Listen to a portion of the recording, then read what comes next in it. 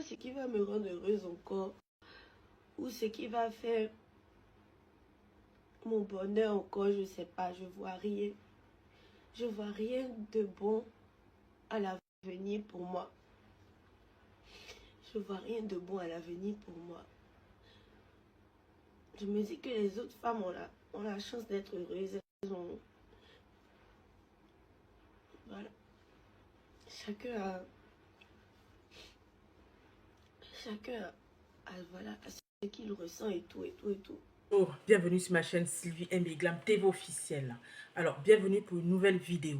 Alors, je tombe sur une vidéo tout simplement qui m'a beaucoup fait, me poser des questions, qui m'a beaucoup tout simplement m'interpeller, qui m'a beaucoup fait réfléchir et j'ai décidé d'en parler. C'est la compagne de du Molari. Molari, en fait, c'est un artiste ivoirien. C'est un homme d'affaires ivoirien. C'est un businessman ivoirien, bien évidemment, que tout le monde connaît, qui est bien évidemment connu de tout le monde dans le milieu showbiz africain et peut-être même européen. Donc, voilà. Donc, j'ai décidé, bien évidemment, un homme public, bien évidemment, quand il y a une affaire qui sort, on est obligé d'en parler. Donc, la compagne de Molari qui s'appelle Fatma, oui, c'est Fatma. Non, non, non, c'est Rafna. Rafna, c'est une belle fille. J'aime bien la voir. J'aime bien voir ce couple. Mais en fait, ça m'a amené à m'interpeller. Ça m'a amené à me poser des questions. Qu'est-ce qui se passe? Alors, dans cette vidéo, cette fille, elle ressort des choses. Elle se lamente. Elle se pose des questions. Elle n'est plus sûre d'elle. J'ai l'impression qu'elle a tout laissé tomber. J'ai l'impression qu'elle est découragée de quelque chose. J'ai l'impression qu'elle nous cache quelque chose. J'ai l'impression qu'il y a quelque chose qui ne va pas. Elle n'arrive pas à en parler, elle n'arrive pas à nous dire ce qui se passe, elle n'arrive pas à nous dire ce qui ne va pas. Donc tout simplement, elle nous fait tout simplement ressortir ses douleurs d'enfance, ses douleurs du manque de sa grand-mère lui manque, et des douleurs tout simplement qui nous montraient qu'elle n'est pas heureuse dans son couple. Alors cette fille qui s'appelle Rafna, cette jolie femme, cette jolie fille, tout simplement, qui se pose des questions, ma chérie, si tu n'es pas heureuse en couple, franchement, le mariage n'est pas une fin en soi. Si tu n'es pas heureuse, tu es toute jeune, tu es encore jeune, tu as encore du temps devant toi, tu as encore des beaux moments devant toi, tu as encore bien évidemment la chance devant toi, tu peux avoir mieux, tu peux être heureuse si tu veux. Donc voilà, donc j'ai décidé donc de vous montrer cette vidéo et je vous reviens tout de suite après la vidéo. Je vous dis à tout à l'heure. Classe de quatrième, parce que j'étais persécutée par les gens de l'école. J'étais persécutée par les gens de l'école. Je n'avais plus la tête sur les études. J'avais juste la peur d'aller à l'école. Parce que tout le monde savait que j'étais une petite peureuse et tout. Donc les gens profitaient de ma naïveté, de mon... Enfin, je sais pas comment expliquer. Et cette fille-là, elle savait que j'avais des traumatismes et tout. Elle a raconté des choses à ma maman. Comme quoi, moi j'ai un gars à l'école. Comme... Voilà. Et après, je suis rentrée dans des groupes de danse. Parce qu'on finit jamais d'apprendre. Donc je suis rentrée dans des groupes de danse. J'ai découvert les danses traditionnelles. J'ai découvert plein de genres de danse. On a fait Kizomba à Unilever. On a fait... Vraiment, j'ai quand même eu un parcours dans la danse. Et la danse, franchement, c'était la seule chose qui... Et c'est toujours même la seule chose qui me fait sourire, qui me calme le cœur et tout, et tout, et tout. Donc après, j'ai eu une relation difficile où j'ai perdu 7 ans pour rien. Et ça a été une relation très difficile. Mais j'ai gardé les bons moments et puis j'ai sauté. J'ai quitté la relation pour respirer, pour reprendre ma vie en main et tout, et tout, et tout. Après, le reste, j'ai pas vraiment envie d'en parler parce que j'ai pas envie de pleurer. Mais franchement, j'ai pas... Vous avez remarqué que j'ai beaucoup d'amis. Parce que les gens font attention à leurs amis et tout. Mais moi, j'ai vraiment beaucoup d'amis. Et moi, je m'en fous. Moi, tant que tu m'as pas trahi, je suis avec toi. Donc, moi, j'ai encore même beaucoup d'amis. Tout le monde me dit, même ma soeur Rita, elle me dit que tu as trop d'amis. Tu as trop d'amis, bébé. Faut pas, ils vont te faire du mal. Oh. Et faut pas, ils vont te faire ça. Oh. De toute façon, tu crois à tout le monde. Je dis non. Quand elle me dit, telle personne n'est pas bien, je dis non, celle-là, on se connaît depuis tant. Quand elle me dit, je dis non, tu peux pas comprendre. Vous voyez, je justifie toujours. Mais après, je me cogne toujours la tête et tout. Mais, je sais pas, en amitié, mon défaut en amitié, on peut dire que je ne rends pas visite. Vraiment, je ne rends pas vraiment visite. Pas parce que je ne veux pas ou parce que je me prends, hein. Mais je sais pas, la vie que j'ai n'est pas vraiment facile, n'est pas vraiment apaisante et tout. Il y a des moments où je m'enferme, je pleure. Aujourd'hui, comme ça, j'ai pleuré. J'ai pleuré jusqu'à, j'ai fait la sieste, je viens de me réveiller. Je me suis réveillée il n'y a pas longtemps. Là, il est 22 h. Je suis là, en train de penser à tous mes regrets, en train de penser à toute ma confiance que j'ai mis aux gens, en train de penser à mes choix de vie qui aujourd'hui m'empêchent d'être heureuse, de faire vraiment ce qui me rend heureuse et tout. J'ai beaucoup de... En tout cas, j'ai le cœur rempli de douleur. J'ai le cœur rempli de douleur. Et ma grand-mère, elle me manque énormément. Elle me manque énormément. Je dors avec son coussin même, mais ça ne peut pas la remplacer. Même son bonnet est là dans mon placard.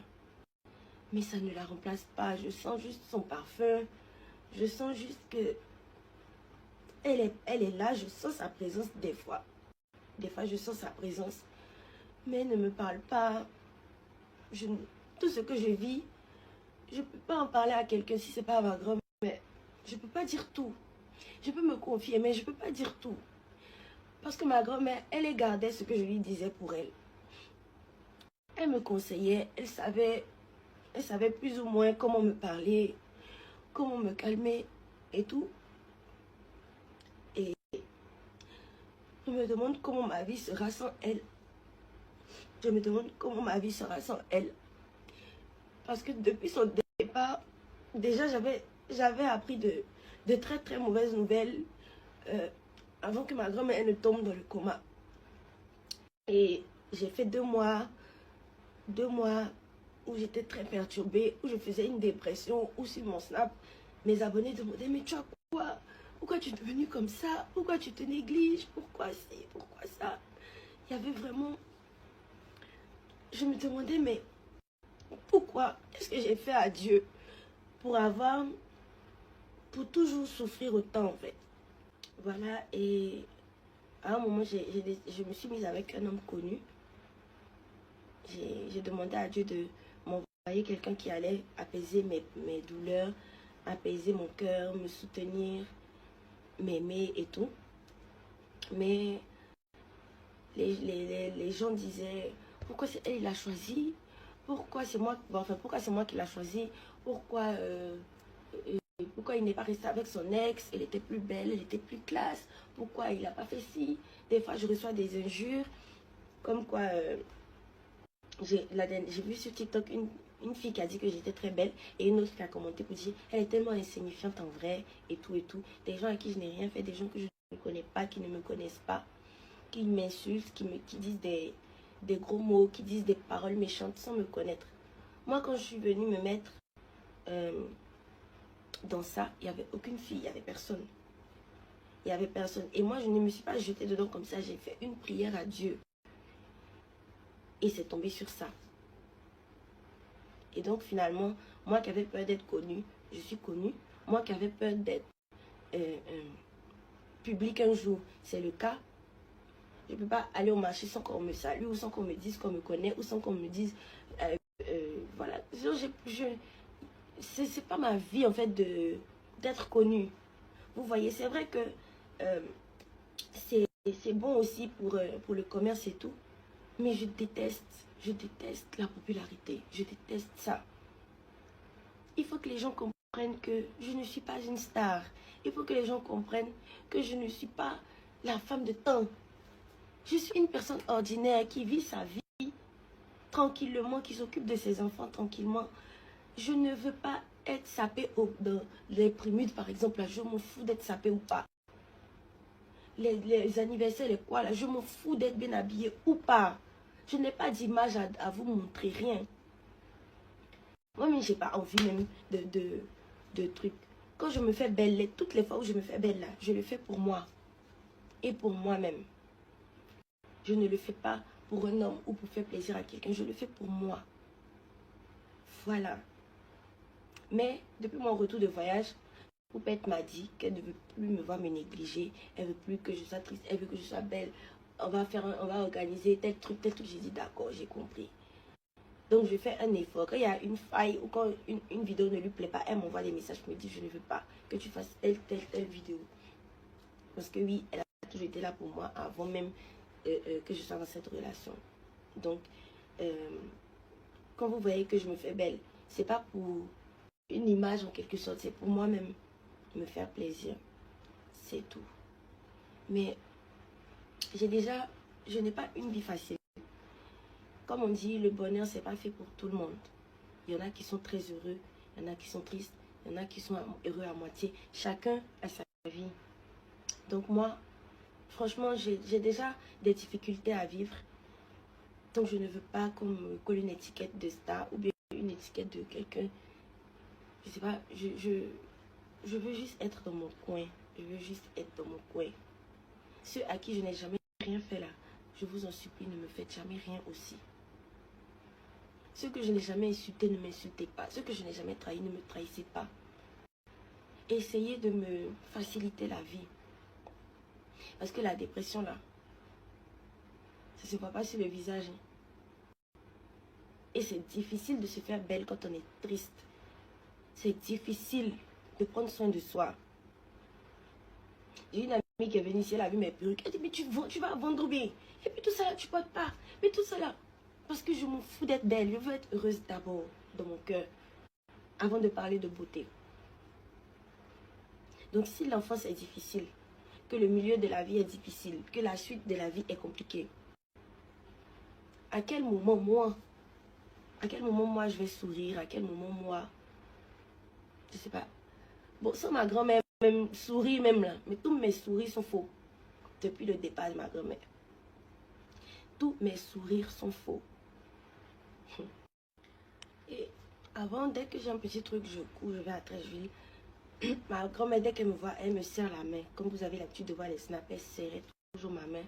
Et je lui disais, ce qui ne va pas. Elle essuie mes larmes, elle me parle. Elle me parle, elle me parle, elle me parle. Je comprends tout ce qu'elle dit. Je rentre à la maison. J'ai la paix, j'ai la joie au cœur et tout et tout. Et le 10 novembre, j'ai dit à Rita, j'ai dit, allons, je te montre ma grand-mère. Elle m'a dit non, que je dois aller au travail. J'ai dit, pardon, faut venir la voir au moins. Vu que tu comptes beaucoup pour moi, j'aimerais que ma grand-mère te connaisse. Elle a connu ma grand-mère, elle a beaucoup aimé. Ma grand-mère est tombée dans le coma 1 semaine ou 2 semaines après. Et étant petite, j'ai toujours eu peur du départ de ma grand-mère. J'ai toujours eu peur que ma grand-mère meure. Et c'est ce qui m'est arrivé en 2024. En tout cas, il y avait beaucoup de décès en 2024. Mais je ne savais pas que ma grand-mère allait en faire partie. Mais actuellement où je vous parle là, je me sens très très très seule. Je me sens très seule. Il y a beaucoup de gens qui disent m'aimer, mais en vrai là, ils ne sont pas là pour moi. Ils sont là pour le papa de mes enfants. Il y a des gens qui ont besoin de passer par moi pour avoir accès à lui. Il y a des gens qui ont besoin que je lui fasse des commissions. Il y a des gens qui ont besoin d'être gentils avec moi pour que le papa de mes enfants réalise leur projet. Il y a des gens qui sont là. En fait, les gens ne sont pas vraiment là. Les gens sont là pour ceux qui ont l'argent. Vous comprenez, non? Voilà. Donc là, ne pensez pas que si vous êtes proche de quelqu'un qui est riche, ne pensez pas que les gens vous aiment. Ils veulent juste avoir accès. Pour eux aussi débloquer leur vie. C'est tout. Donc je me sens vraiment, vraiment, vraiment seule. Je n'ai aucun soutien. À part le soutien de ma soeur Rita, Gisèle, qui est toujours avec moi. À part le soutien de quelques amis à moi. Le soutien de tonton Lamine, que je salue. Je me sens très, très, très seule. Mais vraiment seule. Je commence à avoir peur des gens. Je commence à me demander si je me pose plein de questions. Et toutes mes questions là, c'est ma grand-mère qui avait des réponses à ça. Je pense que des fois, Dieu peut regarder des situations et puis dire que bon, celle-là, sa grand-mère est tout pour elle. Donc, je ne vais pas prendre sa grand-mère. C'est comme ça que je pensais et tout. Mais ma grand-mère elle-même m'a dit, elle m'a dit, je t'aime beaucoup, mais je suis fatiguée. J'attends la mort, c'est ce qu'elle m'a dit. Je lui ai dit, il ne faut plus jamais me dire que tu attends la mort. Tu es toute ma vie. Je suis tout le temps avec toi. Pourquoi tu parles de la mort? À vrai dire, je voyais que ma grand-mère était fatiguée. Je voyais que ma grand-mère était épuisée, elle n'avait plus de force pour vivre. Mais moi, j'avais besoin d'elle, moi, je l'aime. Donc, c'était pas aussi évident pour moi de la laisser partir. Mais je savais qu'elle était fatiguée. Et plus jamais personne ne sera comme elle sur cette terre. Je sais pas ce qui va me rendre heureuse encore. Ou ce qui va faire mon bonheur encore, je sais pas, je vois rien. Je vois rien de bon à l'avenir pour moi. Je vois rien de bon à l'avenir pour moi. Je me dis que les autres femmes ont la chance d'être heureuses. Elles ont... Voilà. Chacun voilà, à ce qu'il ressent et tout, et tout, et tout. Et je comprends que ma grand-mère était fatiguée, qu'elle soit partie et que maintenant elle repose en paix. Et puis, à un moment de ma vie, j'ai commencé à devenir une fille dure de caractère, difficile, avec un gros cœur. Mais mon gros cœur, c'est quelque chose que je me demande s'il y a des gens qui ont un gros cœur comme moi. Moi, si je décide de ne pas pardonner, là, jusqu'à la fin du monde, je ne pardonne pas. Si je me rébelle ou si je me laisse pas faire, même quand je sens que quelqu'un me provoque, je suis désagréable. Alors que je n'étais pas comme ça avant. Je n'étais pas comme ça avant, mais voyez, il faut comprendre à un moment que tout le monde ne peut pas te marcher dessus toute ta vie. Maintenant, j'ai 2 enfants.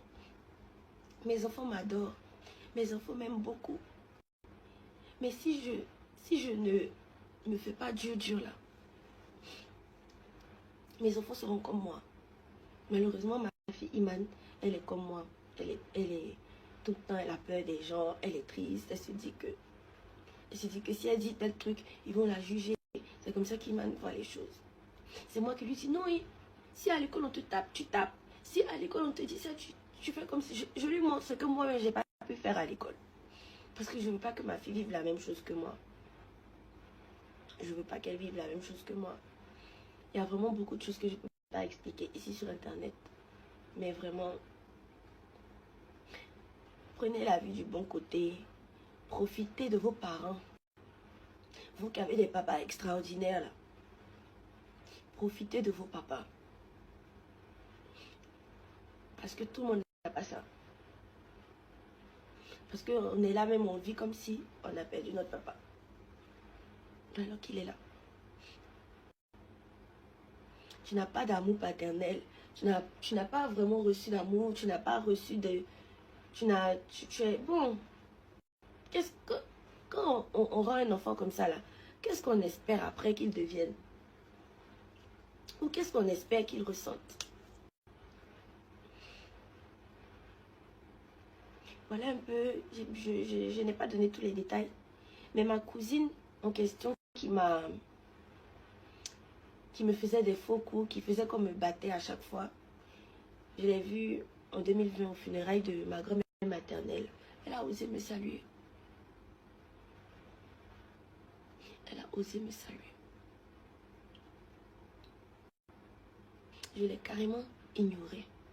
Parce que oui, c'était, je ne sais pas en quelle année, mais moi, je n'oublie pas. Moi, quand on me fait du bien, je n'oublie pas. Quand on me fait du mal aussi, je n'oublie pas. Je suis comme ça. Voilà. Et j'ai bien envie de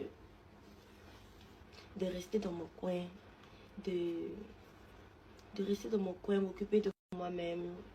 J'ai vraiment envie de faire ça. J'ai même envie de supprimer WhatsApp, Messenger, tout. Mais je travaille avec. Donc, pour mes différents commerces, je suis obligée d'avoir les réseaux sociaux. Sinon, en vrai, j'ai même pas envie d'avoir de réseaux sociaux. Donc, je fais comme je peux.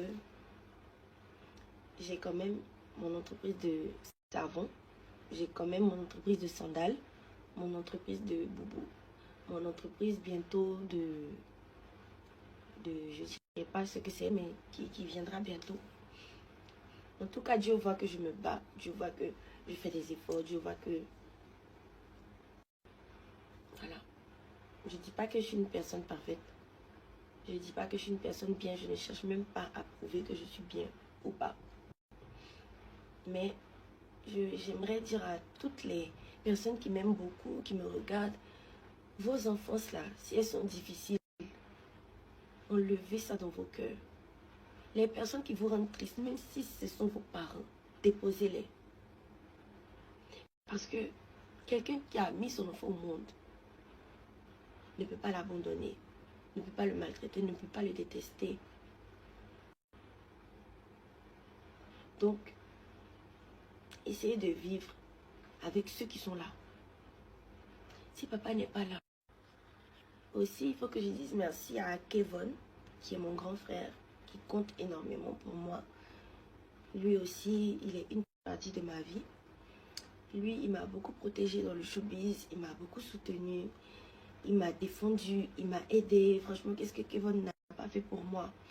En tout cas, Kevin, c'est un grand frère un peu dur, mais en même temps très adorable. Onyu, pareil. Onyu aussi, toujours prêt pour moi. Et vraiment, il y a certaines personnes pour qui j'ai pas de mots. Je vous aime énormément, tout simplement. J'espère vraiment que Dieu vous remplisse de bonheur et que tout se passe bien pour vous. C'est le plus important. Moi, de mon côté, j'essaie de suivre mes enfants comme je peux pour ne pas qu'ils soient comme moi. Parce que oui, les personnes méchantes, on les traite de méchantes, mais elles ont moins de problèmes. Les personnes compliquées à qui on n'a pas accès ont moins de problèmes. Les personnes qui refusent tout n'ont pas de problème d'ingratitude après ou de trahison parce que ils sont dans leur coin. Donc voilà. En tout cas, je vous embrasse. C'est déjà important. J'arrive à manger, j'arrive à me déplacer. C'est déjà important. Je remercie Dieu pour ça. Mais j'avais besoin de vider mon cœur aujourd'hui, d'exprimer beaucoup. J'ai pas pu exprimer tout. J'ai pas pu vider mon cœur à 100%. Mais j'ai pu vider mon cœur à 50%. Parce que les 50 autres pourcents là, c'est tellement vilain à entendre que je préfère ne pas en parler. Mais je remercie infiniment tous mes abonnés qui m'aiment beaucoup. Parce que oui, j'ai des abonnés qui m'aiment beaucoup. J'ai quand même cette grâce. Des fois, je reçois des messages comme Rafetna, je t'aime beaucoup. J'espère que toi, il y a des abonnés aussi qui me disent que toi, tu vas pas bien, que Dieu te fortifie, que Dieu. Pourtant, j'ai pas besoin de parler. Il y a des abonnés qui demandent tout le temps après soigner Iman. J'ai une abonnée qui demande tout le temps après soigner Iman qu'elle ne les voit pas. Il y en a aussi qui m'envoient des injures. Voilà quoi. Je reçois beaucoup de choses. Des fois, voilà quoi. Et je remercie en tout cas tous ceux qui m'aiment beaucoup. Je remercie toutes mes amies qui sont loyales et vraies envers moi. Je remercie aussi certaines personnes dans mon cœur parce que ils ont fait beaucoup. Ils ont fait beaucoup. Et voilà. Je ne vais pas rentrer dans les détails. Mais j'espère vraiment que Dieu va me donner la force. J'espère que Dieu va me libérer surtout. J'espère que Dieu a prévu quelque chose pour moi de grand. Parce que vraiment, lui-même, il a vu que j'ai beaucoup pleuré. Dieu a vu que j'ai beaucoup pleuré. Il a vu que il y a beaucoup de choses que j'ai vécues. Mais lui seul, il sait comment me consoler. Dieu sait comment me consoler. Il sait comment m'aider, comment me faire avancer. Donc je lui confie encore ma vie. et tout. Donc voilà. En tout cas, merci à tous ceux qui illuminent ma vie. Merci à mes enfants. Merci à Kidi. Merci à Rita. Merci à tonton Lamine. Merci à mon papa Salam. Merci à ma mère, à mes proches. Merci beaucoup d'être toujours là. Merci de me soutenir, de me donner la force, même que ça ne va pas et tout. Que Dieu vous garde, et puis quand j'aurai la force, je ferai certainement d'autres story time pour exprimer plus de choses. Mais là, je me sens beaucoup mieux d'avoir pu pleurer, d'avoir pu exprimer mes peines.